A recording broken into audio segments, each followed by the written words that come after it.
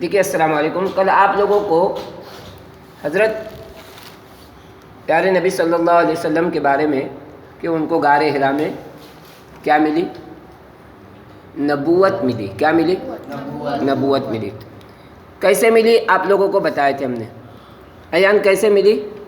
کہ غار حرا میں عبادت کر رہے تھے، عبادت کرتے ہوئے ہی ایک دن اللہ کی طرف سے حضرت جبرائیل علیہ السلام آئے اور انہوں نے آپ صلی اللہ علیہ وسلم کو سینے سے لگایا اور کیا پڑھایا؟ بولو، اقرأ بسم ربک الذی خلق خلق الانسان من علق اقرأ وربک الاکرم الذی علم بالقلم علم الانسان ما لم یعلم۔ یہ 5 آیتیں اسٹارٹ میں پڑھائے۔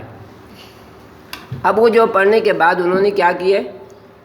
یاد کیے اس کو، کیونکہ اللہ کے نبی صلی اللہ علیہ وسلم کا سینہ کیسا تھا؟ بولو، پاک تھا، صاف تھا، کینہ، کپٹ، بغض، عداوت اور بری چیزیں نہیں تھی، جھگڑا نہیں تھا، کسی کا جلن نہیں تھا۔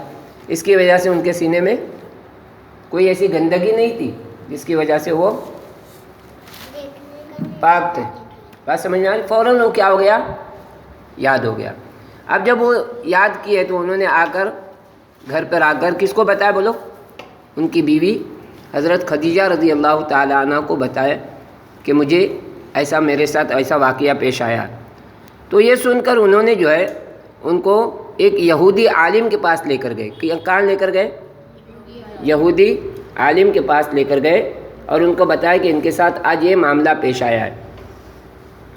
اس یہودی عالم نے پوری بات سنی، یعنی پورا قصہ سنا تو کہا کہ اللہ تعالیٰ نے آپ کو نبوت عطا فرمائی اور آج کے بعد سے آپ نبی بن گئے، کیونکہ یہ ہماری کتاب توریت میں جو ہے آپ کے بارے میں اس طرح کی خوشخبریاں اور اس طرح کی بشارتیں سنائی گئی تھی۔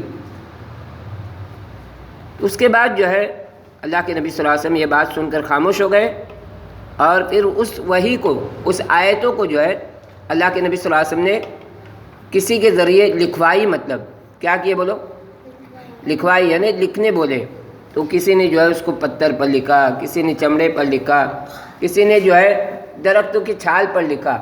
پہلے قرآن شریف اس طرح لکھایا کرتے تھے۔ لکھانے کے بعد جو ہے پھر اللہ کے نبی صلی اللہ علیہ وسلم اس کو آہستہ آہستہ جو ہے لوگوں میں اس چیز کی دعوت دیتے تھے۔ تو دعوت دینے کے بعد پھر سب سے پہلے اسلام میں داخل ہوئی، وہ کون داخل ہوئی؟ بولو، یہ بات سن کر حضرت خدیجہ رضی اللہ تعالی عنہ سب سے پہلے انہوں نے اللہ کے نبی صلی اللہ علیہ وسلم پر ایمان لائی۔ مردوں میں کہا کہ حضرت ابو بکر صدیق رضی اللہ تعالیٰ عنہ نے ایمان لائے، بچوں میں حضرت علی رضی اللہ تعالیٰ عنہ نے ایمان لائے اور غلاموں میں حضرت زید بن حارث رضی اللہ تعالیٰ عنہ نے ایمان لائے۔ تو یہ ایمان کا سلسلہ یہاں سے شروع ہوا، پھر آہستہ آہستہ لوگ ایمان میں داخل ہوتے رہے۔ پھر اللہ تعالیٰ نے جو ہے ان کو علل اعلان اس بات کا حکم دیا کہ آپ تبلیغ علل اعلان کرو، لوگوں میں اس بات کی دعوت علل اعلان دو۔ پھر اللہ کے نبی صلی اللہ علیہ وسلم نے پھر کیا کیا، انشاءاللہ وہ آپ کو اگلے ویڈیو میں بتایا جائے گا۔